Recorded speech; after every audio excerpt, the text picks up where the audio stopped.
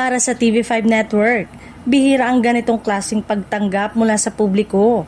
Pero nang dahil sa tambalang sina Andrea Brillantes at Enrique Hill, agad na umarangkada ang kanilang seryeng A Secret and Prague na mabilis naging usap-usapan online.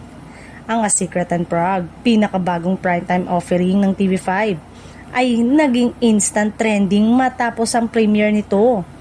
Mula telebisyon hanggang digital platform, ramdam ang malakas na suporta ng mga manonood na umani ng samot-saring reaksyon sa social media. Sa digital performance, umabot sa humigit kumulang 453,000 views ang pilot episode sa YouTube at patuloy pang nadaragdagan.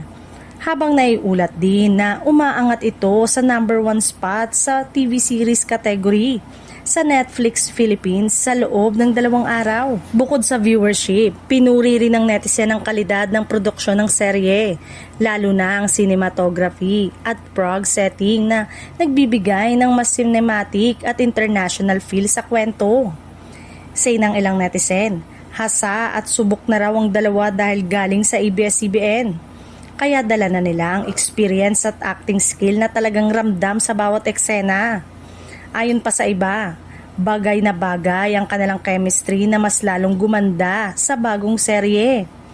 Habang patuloy ang pag-ere ng A Secret and Prague, inaasahan pa ng viewers ang mas maraming pasabog, intense, drama at romantic twist sa mga susunod na episode na lalo pang nagpapalakas sa buzz ng serye online.